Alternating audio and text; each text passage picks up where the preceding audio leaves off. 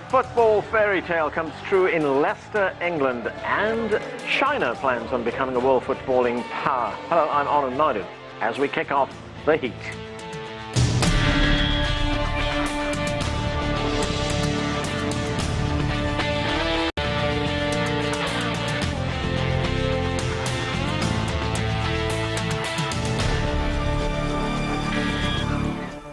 China unveiled a new plan recently. It hopes we'll see about 50 million children and adults playing soccer by the end of the decade.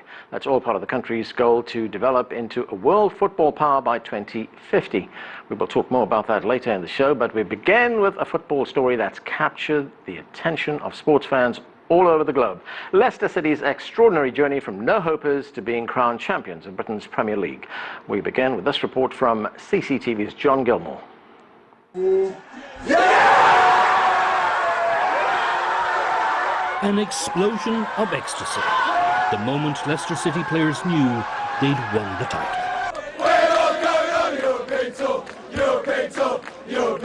Across the small English city, fans raw pride and joy at their heroes' unlikely triumph. Unbelievable, and we've done it. We've absolutely done it. Buzzing.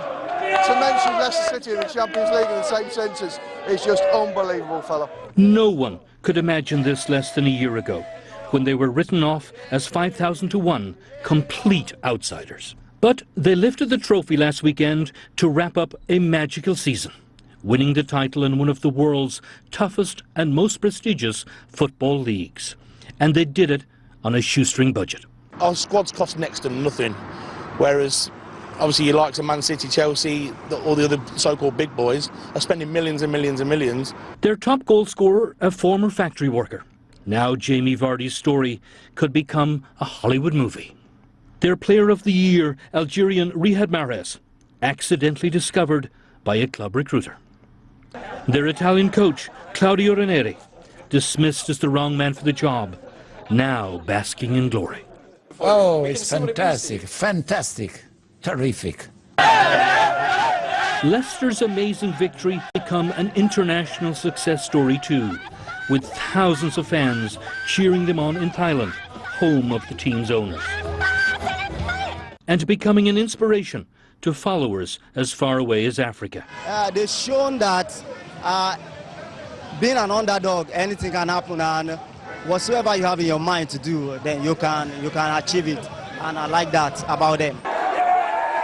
But most of all, they are hometown giants, legends who will live forever in Leicester lore. John Gilmore, CCTV.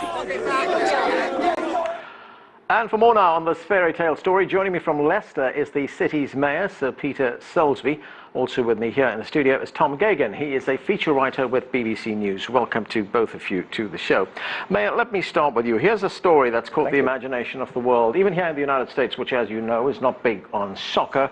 It's been on television, it's been on the front pages of big newspapers. So put this in perspective for us. How big is this for Leicester City and its football fans? Well, it's bigger, I think, than any of us ever anticipated. Obviously, we knew there was a lot of interest in soccer across the world, but I don't think any of us realised just how big the Premier League was and just how big a story it was. You described it as a fairy tale. Well, it looks like that from here as much as it does from the rest of the world. This was something that none of us ever expected. Tom, you know, we all kind of like underdogs, or most of us do, and we like to see victorious. Here's a story that's drawn international attention. It's all over the place, as I said, even here in the United States. Why is it so big internationally? Well, I think really it's everyone can relate strongly to a team that overcomes these kind of odds. 50,000 to 1 Leicester were at the start of the season. Everyone had written them off. And I think what it teaches us all, whether you're into sport or you're not, is that anything is possible. It's amazing how much interest there's been on the front pages of the US papers. But one of the problems I had was trying to explain to Americans what the equivalent was in American sport, and we couldn't really come up with one, which just goes to show how rare an event it is. Well, that's interesting. What is the closest comparison you came up with? Well, I think some people were talking about Oakland Athletics, which was the famous Moneyball film was made out of their success. They went on a winning run, but they didn't win the equivalent of the English Premier League title at the end of it. Others said, well, this wasn't really possible because there's no promotion or relegation in American sports. Yeah. So it would be like a double-A baseball team miraculously working their way up the divisions and finding themselves in the World Series and winning at the end of it. Mayor, when we look at this, it has all the makings of a David versus Goliath story, and in a sense, is this a story that actually transcends football? Oh, I think it does. It's the classic from zero to hero, it's been described as. Just 12 months ago, this city was busy burying the remains of King Richard III, the last King of England to die in battle. And at that time, our football team was 7 points adrift at the bottom of the Premier League. And here we are now, far ahead at the end of this season, untouchable now, and that story is one that inspires people, even those who would never bother in normal circumstances to watch a soccer match. Right, and as you told us, we know how the good people of Leicester feel about this, but why do you think it's so big internationally? Oh, I think it is this mouse of Leicester defeating the giant, and it's also because, of course, so much of the Premier League is dominated by big names and big money, and here we are without the big names and without the big money, showing that actually it's teamwork that can do it, with an inspiring manager in Claudio Ranieri, and that message that the small guys can, if they pull together as a team, beat the very best and the most expensive in the world, is something that is obviously important to us here in Leicester, but is something of a message that the rest of the world has taken to its heart. Tom, that's a great point. I mean, here's a team that's done it without the big money of the glamour clubs. In that sense, has Leicester changed our view of how this game is run and how things are done? Yeah, I think you're right. I mean, in England, since the Premier League was set up in 1992, there's only been 5 winners up until Leicester. There's a really tight-knit. Yeah. The elite clubs really have a tighter grip on the title, and success is rewarded with more money in England, and that breeds success because then you buy the best players. But now along come Leicester, and they show that at the beginning of the season, without anyone there were no household names in that team, but they've shown that if everyone hits their potential with a good manager, everything can come into place, and David can really slay Goliath in that sense. So I think everyone, my team, Crystal Palace, is probably thinking next season this could be us. Right. So I think it's had a profound effect on the way we look at English football. Right, and those names have now become household names, right? Mayor, we see in England, and we see in Europe as well, the challenge that they face over diversity, over integration. And here we have a team, Leicester City, a diverse set of players. You have an Algerian star, an Italian coach, black and white players. It's a great mix. Yeah. How much does that do for a city like Leicester, which is itself a melting pot, and beyond, for that matter? Yeah, it's very interesting because we have seen the team very much as reflecting what we think is great about this city of Leicester. We are probably the most diverse city in terms of the communities and the origins of the people who have made their home here of any city in Europe. That's something we're very proud of, and we see that very much reflected in the team, in the success that they've been having on the football field, but also in the way in which we as a city are, well, I think, punching above our weight as a team in a city. Tom, this wasn't just about luck, was it? I mean, we call it a fairy tale, great story, etc., but at the end of the day, it was a triumph of hard work, wasn't it? Yeah, I think it was. I think it's about a triumph of the human spirit as much as it is about scoring goals and putting a ball in the back of a net. Yeah. I mean, there's certain luck involved in the sense that the best players weren't injured. Many other teams suffer that kind of misfortune. But no, I think it really was about hard work and players really believing in themselves and believing in each other, and having a city behind them that really gave them that extra impetus as well that they needed to make things happen. If we look at some of the big names now in Leicester City, I mean, what was their background? Where did they come from? Well, Mahrez was one of their star players, one of the 3 Leicester players who was up for Player of the Season. And the story goes that when he was approached initially, when he was playing abroad, he didn't even know that Leicester had a football team because they were associated with rugby. But he came along. Jamie Vardy's come up through the ranks of English football, and he's now become the talisman of the side. And they've bought very well, but they've also got a great mix of young English talent, some of whom we could be seeing on the European stage in next month at the Euros. So they've got a real mix of international and local players who have pulled together this perfect blend, really.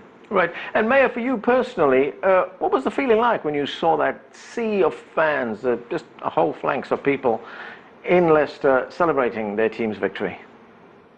Oh, it was absolutely amazing. I mean, obviously, very proud of the team, what they've achieved, but very proud also of this city, because the way in which they've backed this team over the last 12 months or more has been really quite amazing, and I think has been an important ingredient of the success that we've seen on the pitch. It really is a combination of those supporters and that team and the inspired leadership of the manager that has brought the success that they've got, and we all feel part of the success and enormous pride at what they've achieved. Right, and your city has also become a household name in Thailand. Now, we saw those celebrations taking place in Thailand. Of course, it's a Thai that owns the team.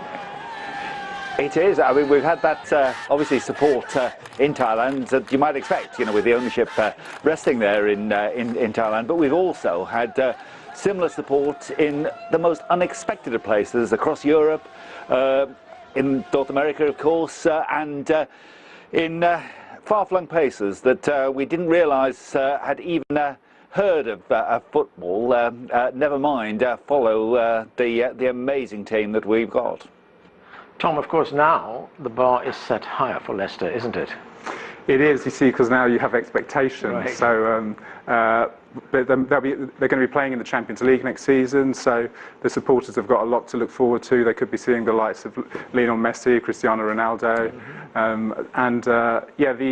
they have to be a bit careful. And Ranieri, the manager, has already said, look, we're not going to do this again next year, probably. So we're realistic, but this is the fun part as well. Is just enjoying being the defenders of the title and having European football with some of the legends of the game coming to Leicester. Do you think they can do it again? I think it's going to be very hard. I think a lot of the other bigger teams are going to be in a better place next season than they were this. But they've shown that they can do it once, so you never know. And of course, the message they have sent to other underdog teams is that we can do it too. So the competition is going to be even fiercer. You know, it could have a galvanising effect on all the other smaller teams. And, you know, that invincibility about the top 4 teams, the top 4 or 5 teams, that's shattered now, really, isn't it? So it's going to be interesting to see how that plays out. And Mayor, what's next? How long are the celebrations going to continue? I understand that there is a civic celebration as well that's coming up. There's going to be, well, it's been one big party over the last 2 weeks. We're doing a very big event next Monday after the end of the season, and then perhaps a little bit of a time to recover as a city. But then, as Tom was saying, we're then looking forward to welcoming teams from across Europe as we go on. And you know, last year, 12 months ago, they never believed we could do it once. Well, who knows? Perhaps we can do it twice. And good luck to that. So Peter Soulsby, Tom Gagan, thanks to both of you for joining us. We are going to take a short break right now. When we come back, we will talk about China's new plans to become a world football power by 2050. Stay with us. You're watching The Heat.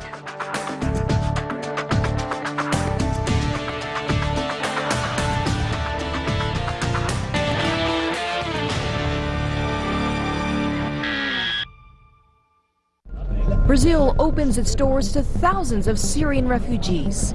Life is peaceful, but it is not much easier. It's very difficult. Life here is very difficult. Good, but difficult. In Brazil, I can survive until now. You can't? No, because there is no job. You decided to leave. Correspondent Jerry Haddad explores the struggle of Syrians trying to adapt and survive in a faraway land. Welcome back to the show. We're talking about football, or if you prefer, soccer, and we turn our focus now to China. For years, its national women's team has been a highly rated side, and it's done well in World Cup and Olympic tournaments. On the other hand, China's men's teams have struggled and they're fighting to qualify for the 2018 World Cup in Russia. But China has recently unveiled an ambitious new plan to become a football world powerhouse by 2050. Joining me now from Beijing is Dong Jun. He is a sports commentator for CCTV News, and joining us from London is media entrepreneur John Gubber. He specializes in sports content. Welcome to both of you to the show. Dong Jun, let me start with you, talking about this plan on the part of China to become a soccer powerhouse by 2050. That's just over 30 years to go. What can you tell us about the plan, and do you think China can achieve this? Well, I think it represents, a lot of people associate this new strategy or target with the president of China, but actually it represents a dream of a generation of people from leaders, top leaders, down to various levels of authorities, and also, of course, an increasing number among the general public for the country to do better. And because there is a consensus that the relatively poor performance of the national team has so much to do with the relatively weak base of the pyramid, and we need to increase the number of people to be involved and to play and practice football as a hobby and then as a profession for the gradual development to the top professional and national level. And also it represents a vision from this current leadership that football is such a game or sport that involves more players for each match, most of the other available sports. So it's good for such a country like China, the most populous country in the world. John, you are there in the home of soccer. I think it's safe to say that soccer is a bit of a religion in England. But let's turn to China for a minute. How important do you think it will be for world football if China succeeds with this plan? At the moment, China is about, 81st in FIFA world rankings. But if this plan succeeds, what will it do? I think it would be wonderful for the game of football if China can elevate themselves into a higher position in their world standings, because it is a world game. It is the beautiful game, but it's also the world game. And China is obviously a force to be reckoned with in terms of numbers, and obviously successful in many other sports. Obviously, it's fascinating from a distance here in London to see what's happening in China, because some of the top teams in England, or top teams around Europe, are having some of their star or bigger names being targeted by Chinese clubs, and it is fascinating to see what's going on. As Don Jones said, it's obviously a long way to go in terms of how successful the team can be and how quickly they can get there. But it's fascinating to see the strides that are being taken. And here in England, of course, we've just seen the minnows in Leicester City win the Premier League. So it's nothing's impossible. Right. Not anymore, anyway. As we've been talking about that, Dong Jun, the China men's team, as I mentioned, has not done very well in international tournaments, but the women's team, on the other hand, has done very well at the World Cup and at the Olympics as well. So, do you see China becoming a powerhouse in women's soccer as well? Of course, also in other sports, the Chinese women's are normally doing better than their men's counterparts.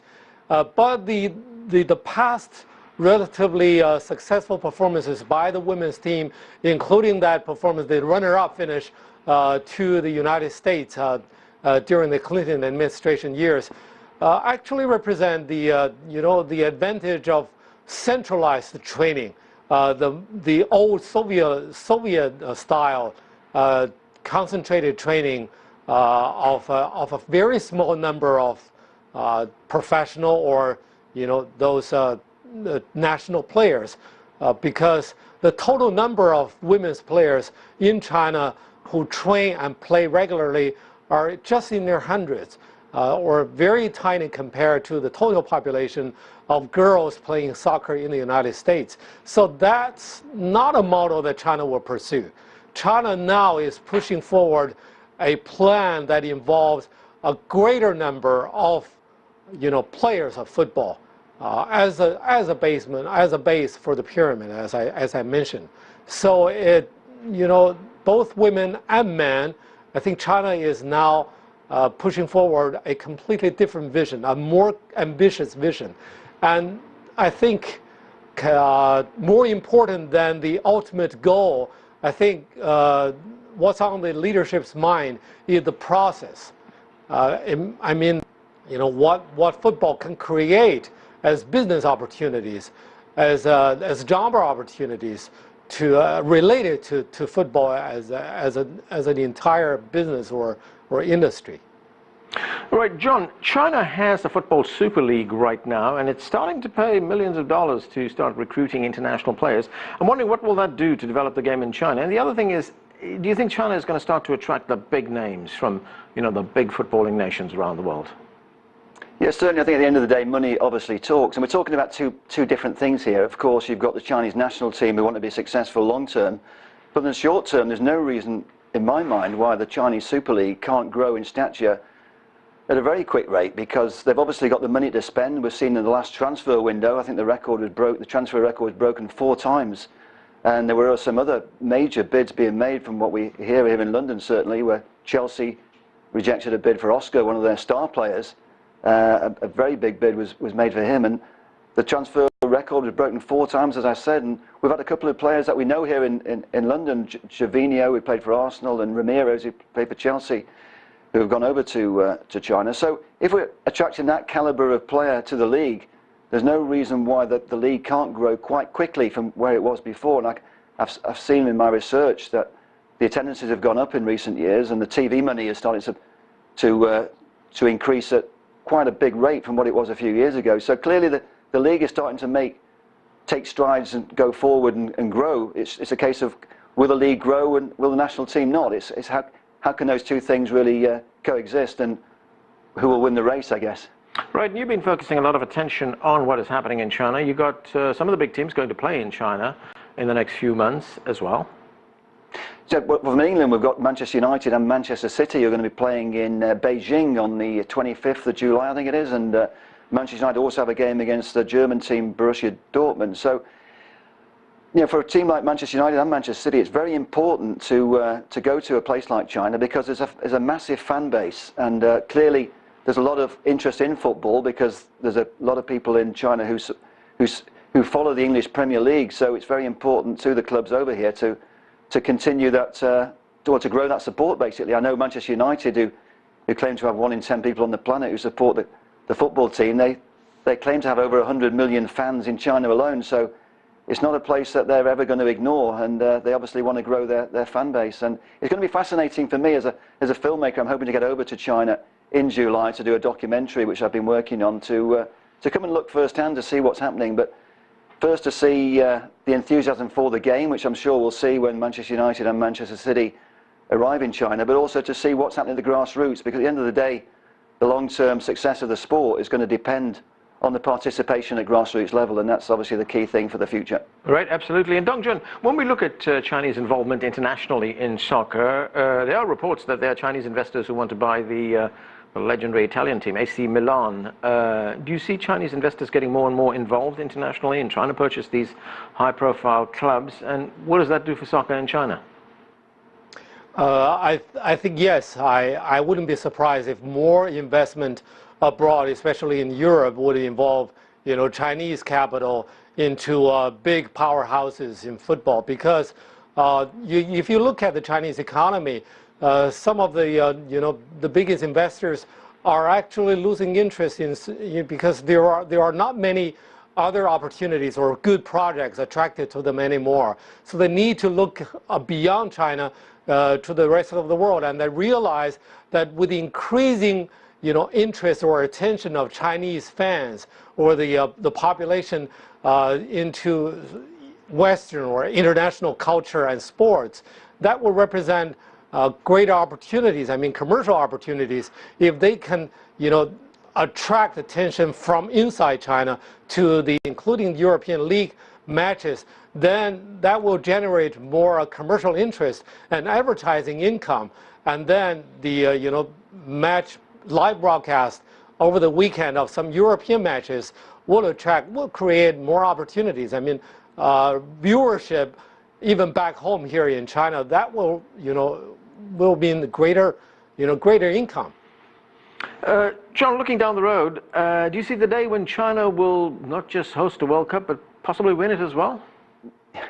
I believe in fairy tales. I do, and the guy likes to dream about achieving things. And as I said before, we've seen Leicester City this season win the Premier League, and there's no reason in my mind why, if they start to grow the game at grassroots level and the players start coming through the academies, and you've got these inspirational players that they're going to sign from the big clubs around Europe, it's all going to grow the interest in the game. And I don't see any reason why a country like China can't be successful in the future. They've obviously got enough people over there. I'm sure they can find 11 players to put in a team to be successful at national level. There's absolutely no reason in my mind why that can't be done. And an interesting thing I'd like to throw in is, it's only December last year we saw Chinese consortium buy 13% of Manchester City, allegedly the richest football club in the world.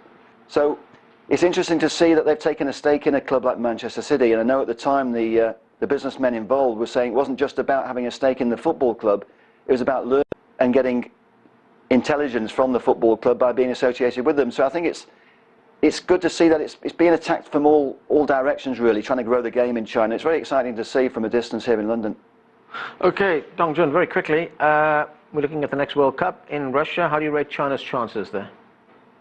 Well, I don't think China has a very high expectation in their chances, because they didn't even expect their national team to enter into the next round, next stage in the Asian qualifiers. But, they will see what happens. But I don't think the Chinese public or Chinese fans have a very high expectation in the national team to qualify from Asia. Right, very realistic look there. Dong Jun, John Gubbert, thanks to both of you for joining us. That is it for this edition of The Heat. We'd love to hear from you, so please send us your questions, comments and story ideas to theheat@cctv-america.com, and we'd like to continue the conversation on social media. Give us your thoughts and comments on our Facebook page. You'll find that at CCTV America. I'm Arnold Knight in Washington, D.C. Thanks for being with us.